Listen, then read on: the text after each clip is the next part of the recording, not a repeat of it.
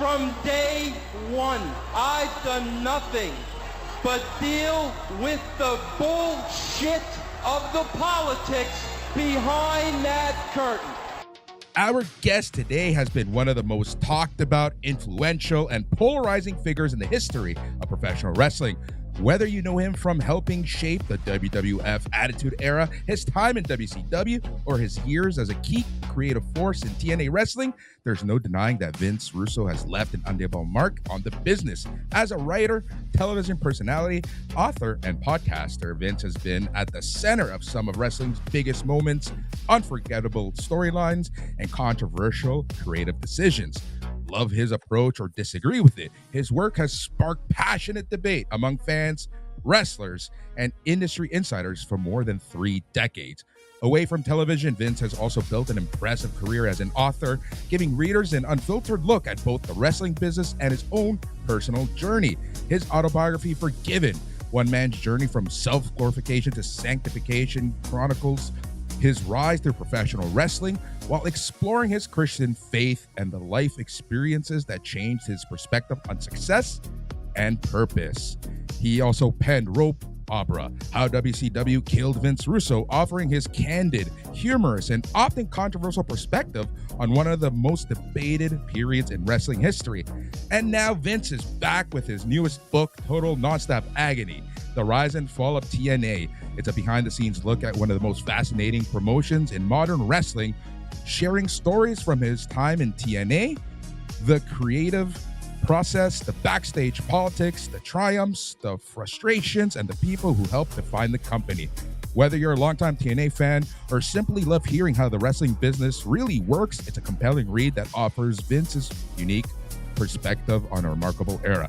Today, we're going beyond the headlines and internet opinions to talk about the incredible career, the stories, some of the behind-the-scenes wrestling's biggest moments, the lessons he's learned from decades in the business, his 3 books, and of course, his latest release, Total Nonstop Agony. We'll also discuss the current wrestling landscape, creativity in the industry today, and what continues to motivate one of wrestling's most outspoken voices. Whether you've agreed with him, disagreed with him, or simply been fascinated by his career, one thing is certain: Vince Russo has never been afraid to speak in mind. Ladies and gentlemen, here he is, Vince Russo. Vince, welcome to A+ Wrestling. Wow, did you write out that whole intro? Yes, I did. Very impressive. Very, very impressive. Very well done. Thank you very much, Boris. That is an honor to hear from you as a writer yourself. Yeah, no, tremendous. Terrific, man. Very well done. Let's just jump straight into things, right? Your book, it has been a heck of a read. I had fun reading it, but I have to ask right away, this is the 3rd book in your memoir trilogy. What did you want readers to understand now that you couldn't say in Forgiven or Rope Opera? Well, originally when I started writing, I really wanted to write a trilogy. You know, I wanted to cover all 3 companies that I worked in. And man, I think the 2nd book, I think I wrote that in 2010.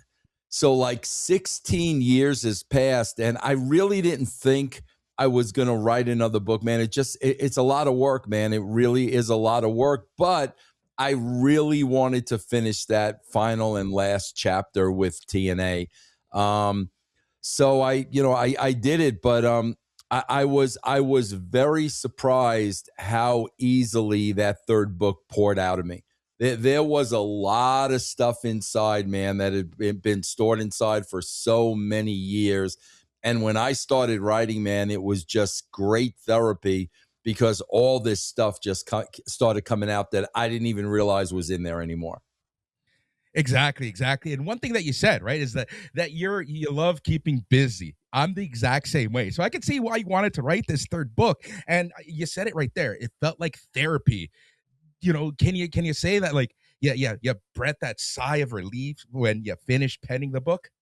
I felt good about it. I really felt good about it. It was a great release for me. Just a lot of stuff that had been held down for so long came out, and it was really, really, really great to just get everything out of my system. It really was. Right. One thing that really intrigued me the most about the book is that it's the stream of thought. You know, every few pages had that stream of thought, what you thought at that moment in time. And like you even say, right, it kind of it shifts the story back and forth. It feels like a true narrative in that sense, from your mind to your memories and everything in between. So tell us, like, why you decided to go that route with the stream of thought. Because I wanted people to really experience me like as a writer. I mean, that's what I go through when I write. I mean, I'm still writing wrestling shows today, and it's the same process. And I may be writing a show, but all of a sudden my mind just might go somewhere else. And I just wanted to document all that, because really, I mean, a lot of that is the writing process, where you'll be writing something, but then you'll say this one thing and it'll bring you to a totally different place. And I kind of wanted to share that with the people reading the book. Absolutely. I think Hutch can attest to that with some of his personal writing as of late. Hutch, do you have anything? Well, this book really spoke to me. As you know, being my podcast partner, I am a stream of consciousness guy, and one word will take me off on a tangent and I have to come back, and you always have faith in me to come back. But speaking of faith, Vince, unlike Boris's wonderful intro, which had lots of gravitas and was wonderfully manufactured, this book is not. This is a stream of consciousness. And you were saying it was difficult, but it was also a relief. I mean, this was visceral. I read your last book, but I read it a long time ago, and I don't remember feeling the same way. I mean, you're very unfiltered here. You talk about your faith, what we all think about, fear of death, not to be indelicate, but you talk about your mother's death. You talk about Daphne. You talk about a lot of really personal things that I think a lot of people can, identify with. And man, this was great. This was a very fun and easy read, and a huge long read. My Lord, my friend. Yeah.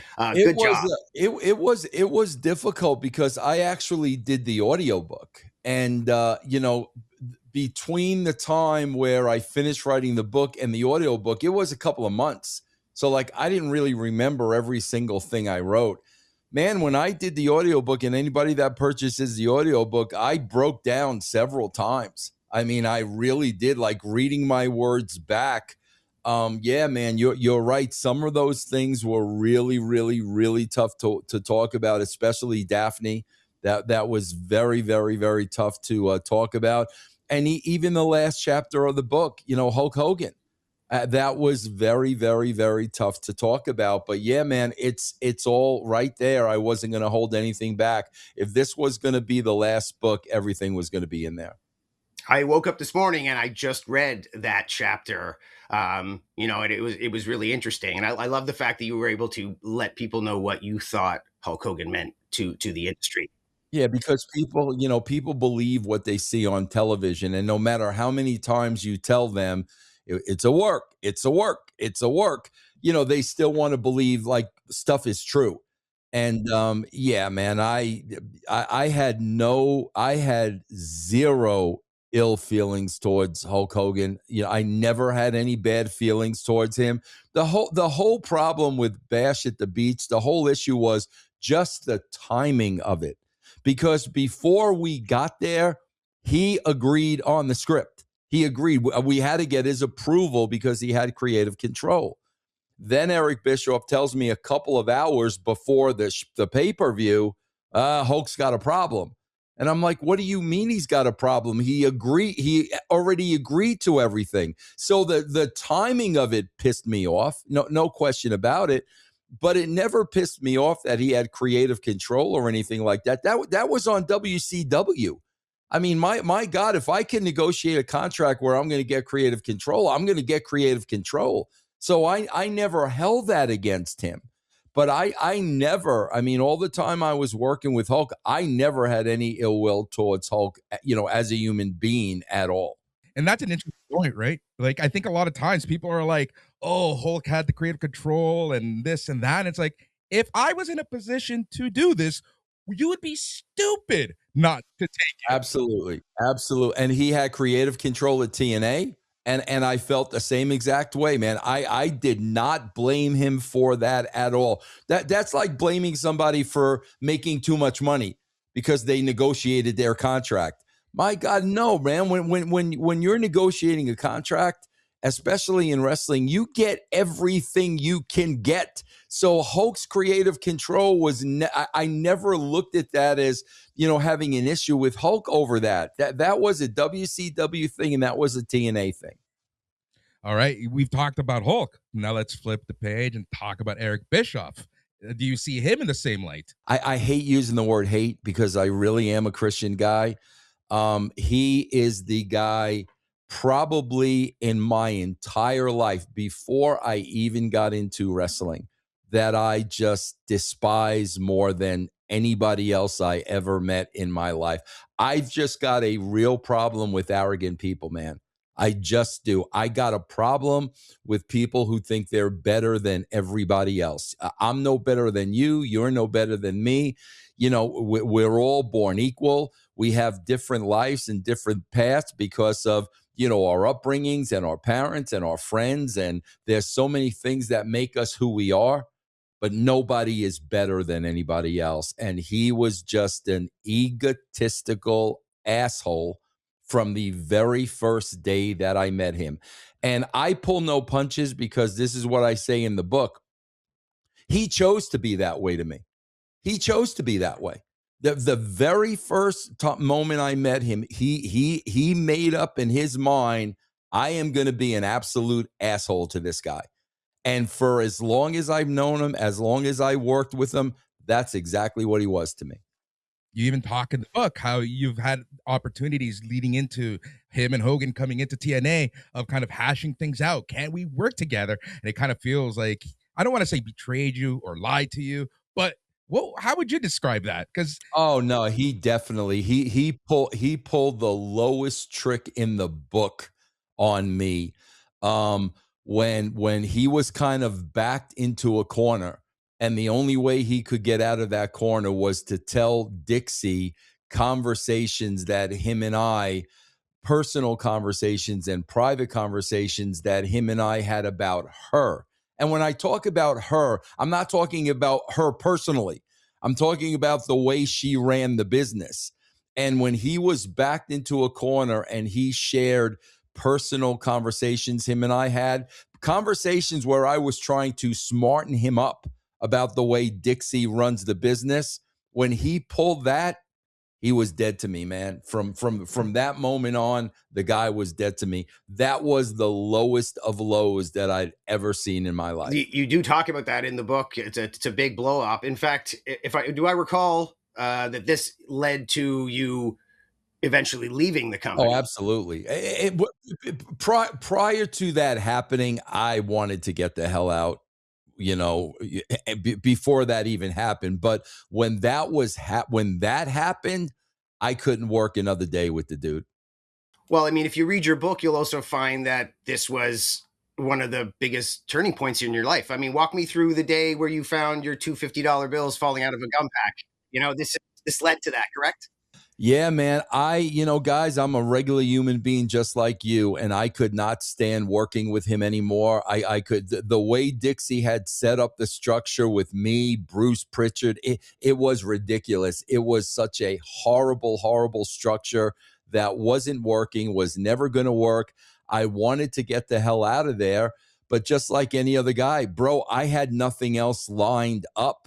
Nothing. And what kept going through my mind was these were conversations with God. Like, I know I'm not supposed to be here. How am I supposed to support my family? I know I'm not supposed to be here.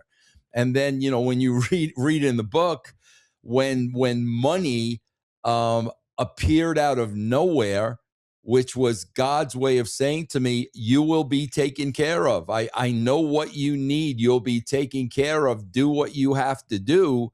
That was the point when I pulled the trigger and I just told Dixie Carter I was done with the company. I think that had to be like September 2012, I believe. Bro, they were going to fire your son too. They had it out for you. Yeah, that shame on them, man. Just shame on them. Well, hey, you get a lot off of your chest in this book. So if you guys want to hear more salacious details about all these people that Vince doesn't like to use the word hate for, but feels that way.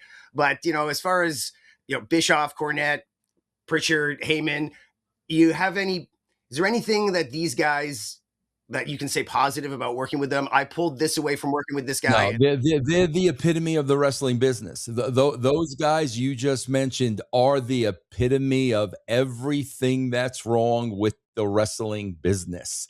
And it doesn't have to be that way, man. And there are so many good people on the outside looking into professional wrestling that could help 1000% help the WWE. Road Dogg's your perfect example. You know, there's an example of a good guy, a great guy. He's got a good heart.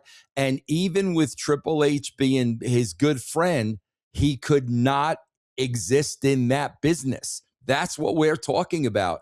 And it's because of guys like Bischoff and Heyman and Pritchard and Hayes and all those lifers that have been there forever. Part of their job is keeping good people out because they're intimidated.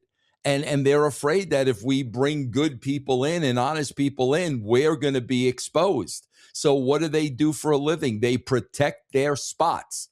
That's what they do. They protect their spots. And that's the part of the wrestling business that is so unfortunate.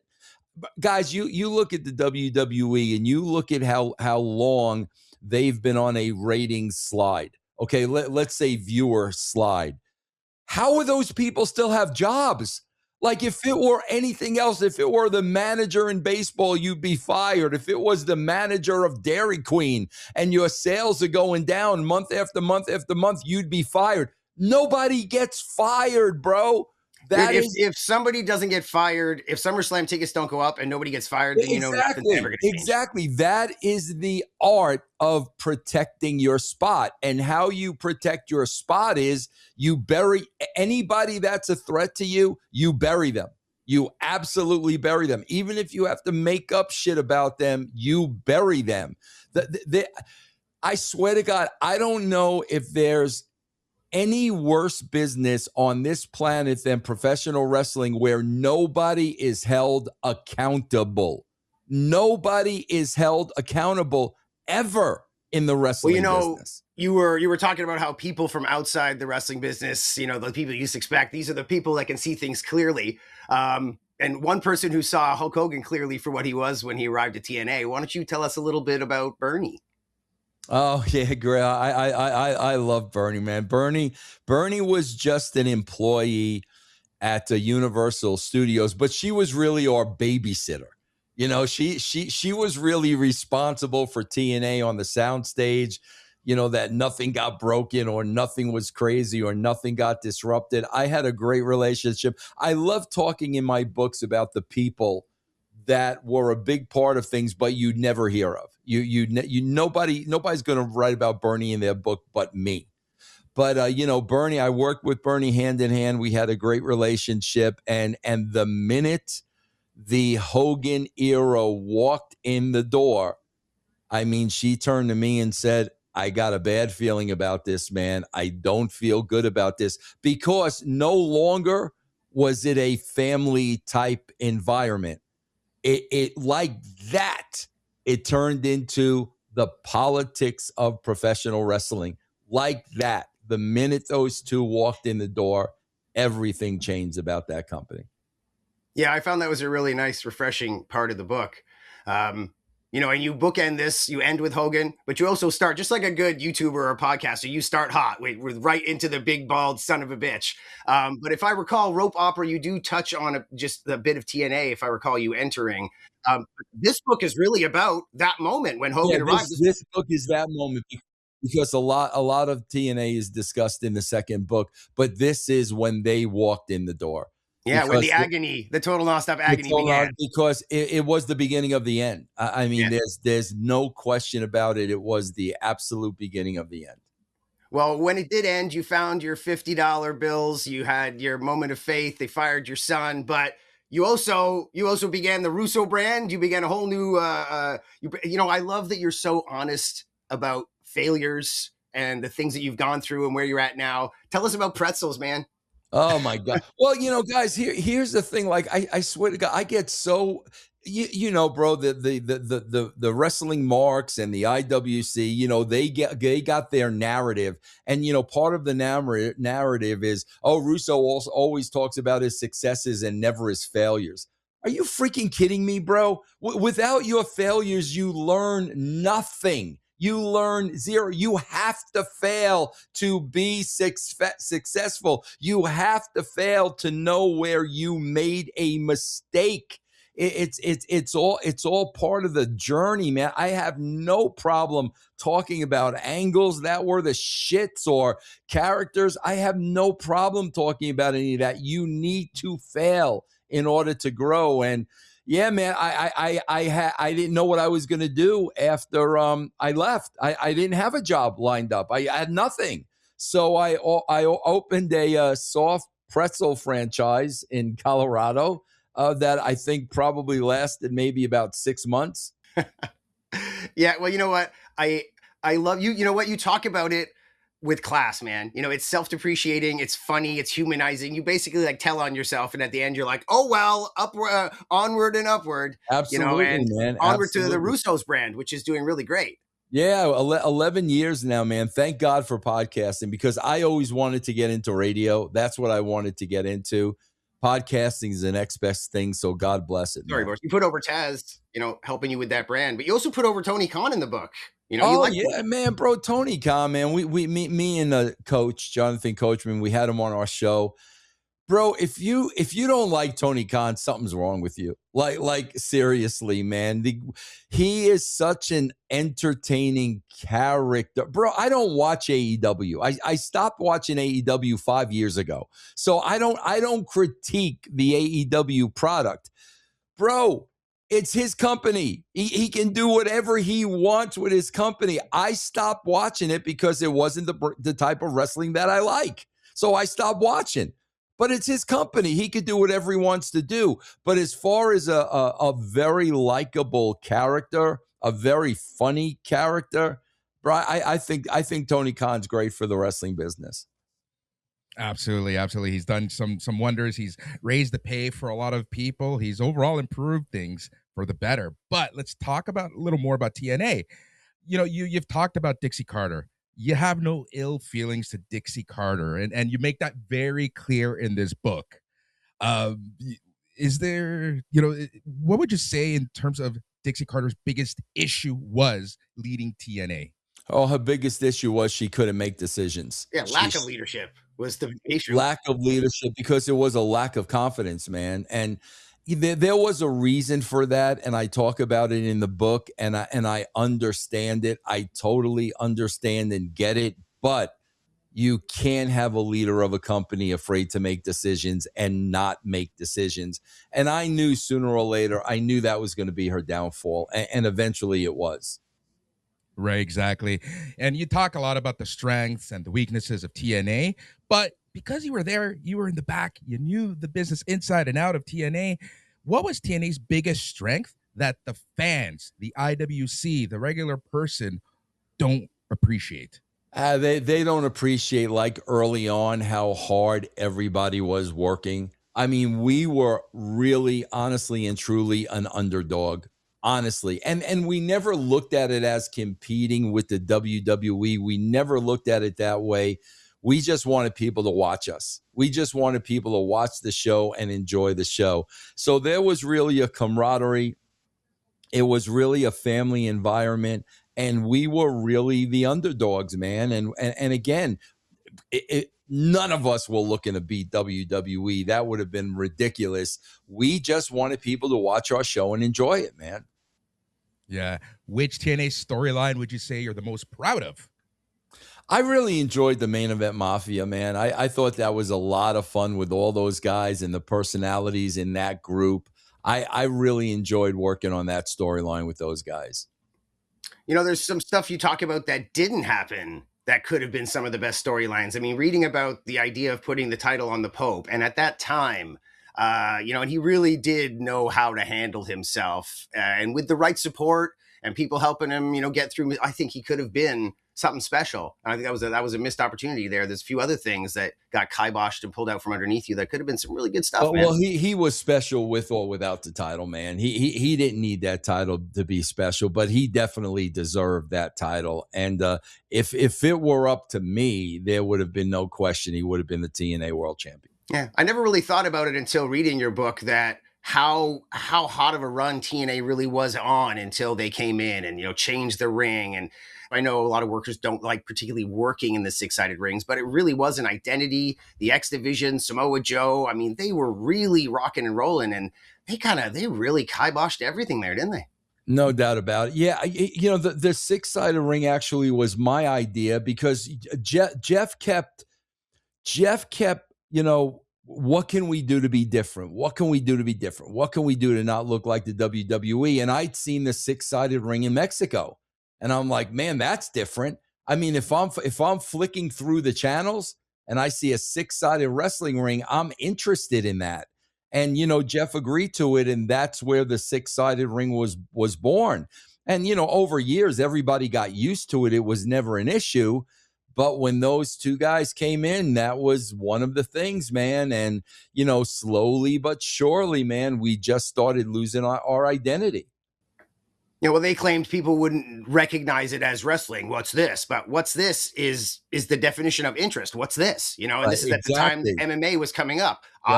I would have watched. Absolutely. So I disagree with them there. Yeah.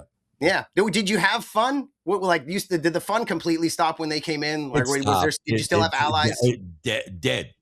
Really? It stopped. I'm telling you, man, the company like that, it was a totally different company. The feel, the way everybody walked around, the way everybody just, everything changed on the dime. Everything.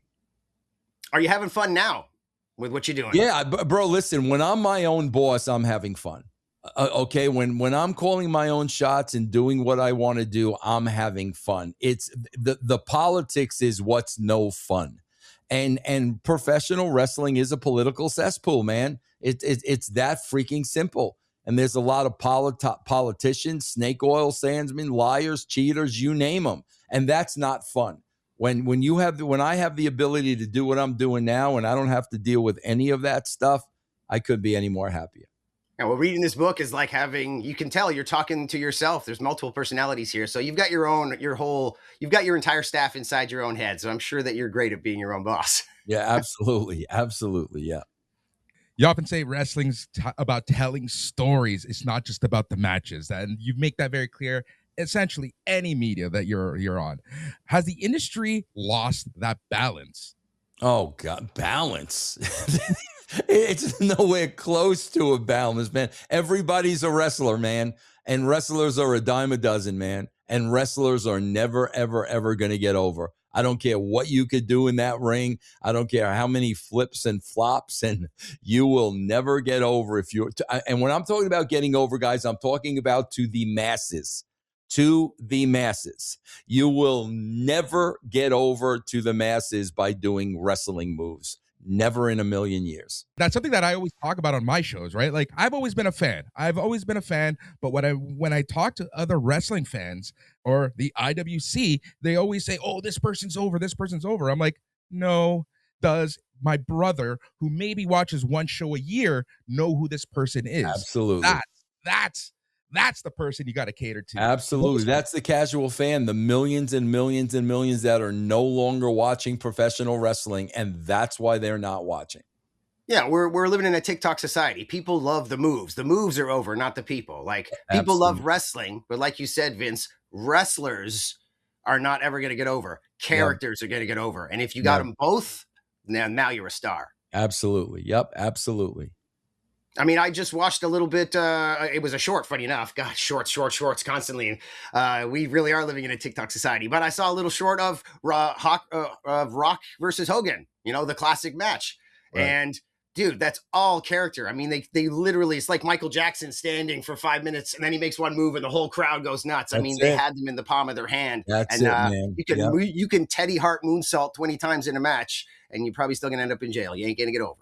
Right, absolutely, 1,000%. Yep. That's exactly it. All right, in the book, you were very vulnerable. It's very clear how vulnerable you were, and I hope that people take the time to read it because you get the real Vince Russo in this book. Whether you like him or you hate him, you're going to learn a lot about Vince Russo. Was that the intention from the beginning of writing this third book? Nah, bro, it wasn't an intention. I'm freaking honest. That's it. And being honest means sometimes you have to look in the mirror and be hard on yourself. But no, it's honesty, bro. Like I swear to God, I talk about in the book, how Eric Bischoff calls me a pathological liar. And that is so laughable. The thought of lying about anything relating to professional wrestling is hysterical to me. What would I possibly lie about pertaining to wrestling? I even point out in the books, bro, if you kill somebody, maybe you lie.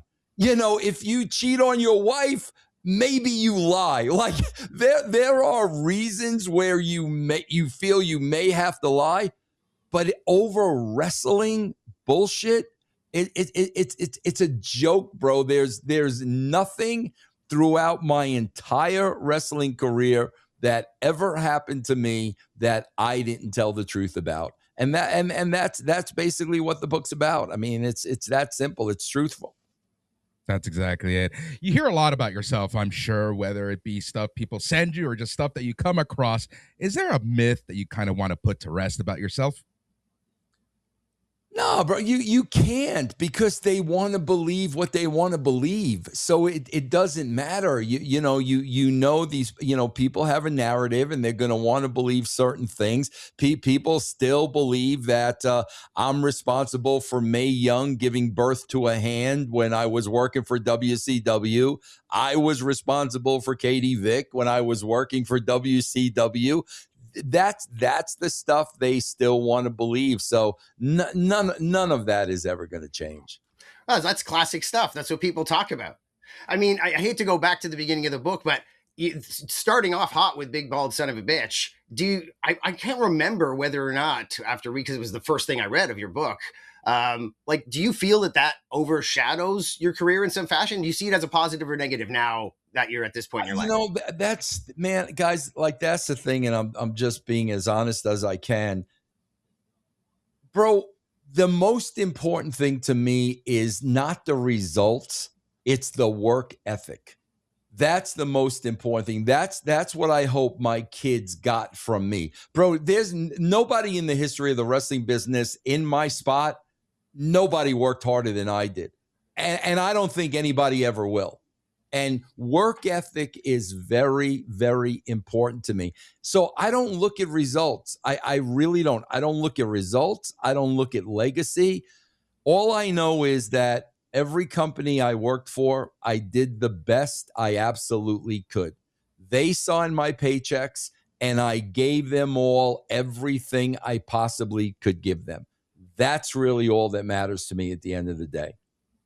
Did you ever feel that passion, like sometimes you come in and out of your obsession and you find a thread that you love and a storyline you think is going to work, and your obsession with it to make it perfect and to pitch it to people is almost what turns people off sometimes? They say, oh, stop being so gauche with your wrestling stuff. But I mean, that's what it's all about. But do you ever get that sometimes from people you have to work with, where they're like, yeah, no, another idea? The thing that really started turning me away from the wrestling business was when you have to spend so much time trying to convince people what you need to do. I got so freaking tired of that at WCW. I got so tired of it at TNA, where I know what we have to do. I have proven results. I have a track record, but you're wasting so many hours trying to convince other people who don't have an effing clue. And really that's where I was at TNA, man. And that's where I was like, I'm done with this, man. This is nothing more than a total waste of my time. Yeah, no, totally. Now, I think after so many years away from wrestling and being, active per se, Juggalo Championship Wrestling, late in 2025, this came about.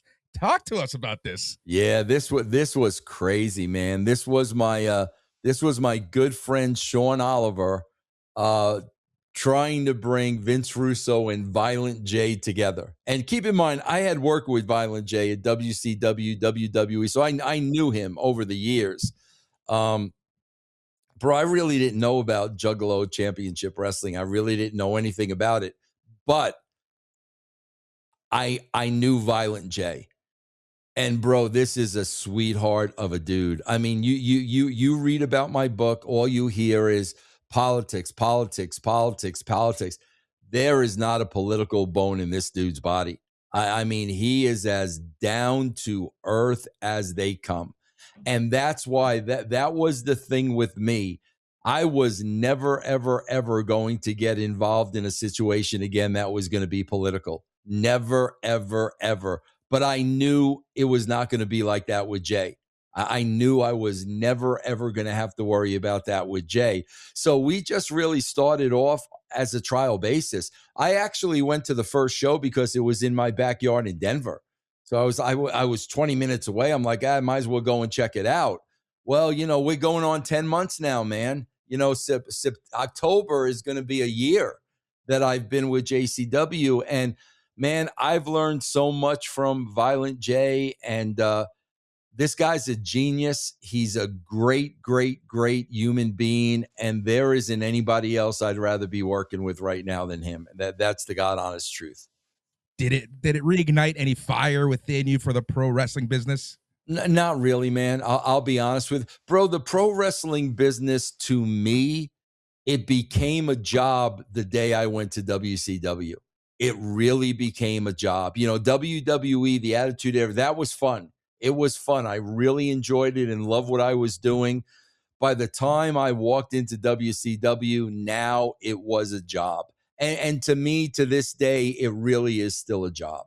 No, I can totally believe what you're saying about Jay. I mean, seeing how genuine and misunderstood you are here in your book, and speaking of Sean Oliver, my favorite interview of his of all time is in one of his interviews with the ICP, and they are so genuine, so honest. He'll mention, hey, this guy said this about you, and he'll be like, you can see he's hurt. He's like, he said that about? Why would he say that, man? I thought we were what the hell? Like, he's so genuine. He can't even. And man, those guys are so great. And he did do a small tour around here, and these are guys that don't need to do wrestling. Like, they make all their money elsewhere. They do this because they love it. And it's a fun product. Violent J loves it. Absolutely loves it. So his absolute love and passion makes up for the both of us, man. Violent J at Demand Lucha. Let's make it happen. Have you ever seen our product, Demand Lucha? Do you ever watch anything at all?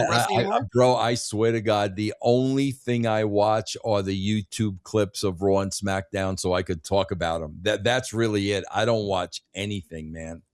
Well, I was not watching JCW Lunacy until I found out we had this interview about 6 weeks ago, and I've been watching. And you know what? It's fun. It's in my rotation now. And that's what it's supposed to be, bro. It's supposed to be fun. Like, it really is. I swear to God, I felt Triple H's frustration when he did this interview a couple of weeks ago, and he's talking about like literally their fan base now, which is the IWC. That's the fan base. And he was like, we're supposed to be having fun. Like, what happened to the fun? I could see how frustrated he was, but I have no sympathy because the WWE made a conscious decision to cater to these people. Once you're catering to the internet wrestling community, bro, that's what you're going to get. That's exactly what you're going to get. Sometimes I feel like the confusion of like what's real and what's not real in wrestling, it permeates everything so much that you don't realize that at the same time you're trying to get fans invested and obsessed with something, you then turn around and be like, stop caring so much about the details and have fun. And I'm like, you made me care. This is the whole point of this. I'm fully invested in this dude now. And then you had him say this and do that. And now I'm pissed. And you're telling me I'm not allowed to be pissed. And you're trying to charge me $800 for tickets now. You know what? Go screw yourself. Yeah, that's where people are at. Ticket prices is a whole other story, bro. Nobody's going to SummerSlam. I wouldn't go, even if just on principle. My wife will be like, how much? And I'm like, but I always go, not this year, you ain't. Like, okay. Exactly. Yep. Between that and dynamic pricing, everything is just absolutely crazy. Yeah, it's absolutely crazy. All right, looking back at your career, this book is very reflective. Let's reflect a little bit. For me, a Survivor Series 1998 is my magnus opus of what you produce in the wrestling business. What would you consider, that moment where it just, yes, and you stood back and said, bro, yes. here was the beauty of that. Here was the beauty of that, because I was, when I was with the WWE, I always used to be able to stand in the crowd because nobody knew who I was, and I was in the crowd for that. When that moment happened with The Rock, bro, whether the 25, 30,000 people, however many people was there was a moment of complete silence. Like, it had to sink in because nobody saw it coming. And then after the moment of silence, you got that reaction. And bro, that's what's really sad about today. You're never going to get that storytelling again with all the content that they have to provide and all the masters they have to serve and all the PLEs and all the Saturday night's main event. You're never going to get that kind of intricate writing like that ever again in wrestling, man. You're not going to get it. Yeah, I feel like the Hangman Pages of the world are the guys who are taking the world we live in now, where you can't keep a secret and people want fast, and you can't slowly build. They slowly build using what's left over. And they're like, remember that time we said that and we did that? And then they build. It's almost like a comic book writer that retcons stuff. Like, they look at everything that's happened and they're like, how can we build a story out of everything that's happened? But they make you invest that way. Right. And you got to have time to do that. And they do. WWE has no time. It's show after show after show after show. They have no time to even think about stuff like that. But that's a problem they created for themselves. They never said no to anybody offering them money while they knew they were bastardizing the product. They knew they were watering down the product, but they took the money, and that's why they're in the spot they're in now. Well, hey, if Lunacy continues for another 4 or 5 years, you're gonna have a whole nother book, buddy. Yeah. Trust me, man. I've already thought about it. I could write a Lunacy book on the last 10 months alone. Like, I really could, but who knows, man? We'll see what happens. Well, I mean, I've worked a lot with Vampiro, so, man, we won't talk about that. There's a lot of weirdos in this industry. But as someone who's worked with, like, the Jerry Flynns and the Tank Abbotts and the freaking the weirdos, like, who was the most interesting dude that came through the door at WCW where you were like, I can't believe this guy's on TV, and, like, you loved that you got to meet him and know him? Well, bro, definitally Vampiro. I mean, dude, Ian's crazy. No doubt about it. He's right up there. But, man, just like Warrior. Like, I really, really appreciated Warrior. He was on like a different wavelength, bro, and people they were not on the same wavelength as him. For some reason, I was. And, he was such a great, great character, man. I really enjoyed working with him. He was a very, very, very different cat, man. You heard it here. Vince Russo lives by the doctrine of destrucity. Yes, exactly. Good man. Yes, exactly. Yeah. Awesome. Again, so yeah, so much in your 30-year career. Is there anything that you feel like you still want to do, or do you feel like everything's been wrapped up? Yeah, retire, man. I want to freaking retire, bro. Like tomorrow, I want to retire. That's all I want to do. That's all I long for. That's all I'm striving for. But for some reason, it's not happening. It's not happening. Love you or hate you, they still listen to you. It's funny, bro, because I was really starting to get I want to retire. I want to retire. I want to retire. So about 2 years ago, my wife and I actually bought an Airbnb in upstate New York, right? This is it. This is it. Bro, I can't even go. I don't even have time to go there. Like, and it sucks because I love going there. It's like my piece of heaven on earth. But so much has been going on. That's why I love people that say, "Oh yeah, Vince Russo, you're trying to stay relevant."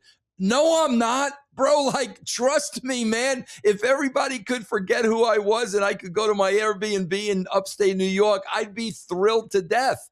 But it's just like, man, with JCW and the book and just everything that's constantly happening. I mean, the brand's 11 years in. I got a show with Jonathan Coachman now that's going to be 3 days a week, and it's really taken off.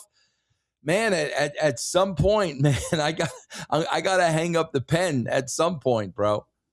I was just going to say, like, well, if you're going to retire, hey, you fans out there, book his Airbnb in upstate New York while you've got a chance. Right, exactly. You already put it over. Yes, exactly. But there you go. Hey, you know what? You're going to end up, it's going to be like Funny Farm. Like, you're going to go up there to write your 4th book, and you're going to end up writing about squirrels and, like, just being a crazy person. So, like, yeah, exactly. And that's fine with me. That sounds good. That sounds great, as a matter of fact. Absolutely, yeah.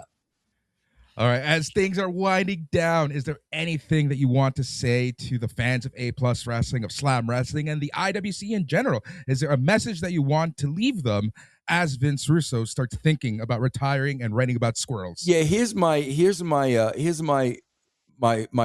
to the IWC. Guys, I hate to break the news to you. Wrestling is not real. Okay, somewhere along the line, these people have convinced themselves that wrestling is real. Bro, wrestling is entertainment, and that's why they hate me. That's why they hate me, because they believe it's real. They believe the 20-minute match is real. No, bro, it's entertainment. It's always been entertainment. And until wrestling goes back to entertainment, it's never going to draw the fan base that it once had. Never. Well, this is certainly entertaining, my friend. Good job. And it's this is only half of it. I couldn't even get the staples through it. This is a hell of a book, double-sided. Like, you've done a good job. My Kindle died. That's why I had to go print this off. Yeah. Also, let me say this too, guys. If you go to russosbrand.com, I will personally autograph the book for you, and I will send it out directly to you. So if you want an autographed copy of the book, Total Nonstop Agony, it's right there. Just russosbrand.book, order it. russosbrand.com, order it, and it'll come directly to me. Also, guys, please check out JCW Lunacy. Every Thursday night at 7 o'clock Eastern, there's a brand new episode on YouTube. Please check that out. And where can they hear your show with Coach?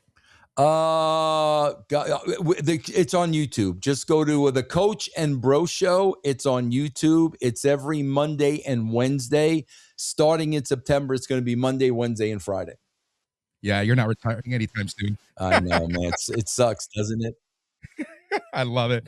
Vince, thank you so much. It's been an honor to chat with you here on A+ Wrestling and on Slam Wrestling. I hope you can come back, and maybe we can actually, we can plan out your retirement. We can plan out your Airbnb. I'd love that. I'd love to come back here for a big retirement party, man. Please don't tease me like that, man. Excellent. Thank you so much. Thank you, guys. Thanks.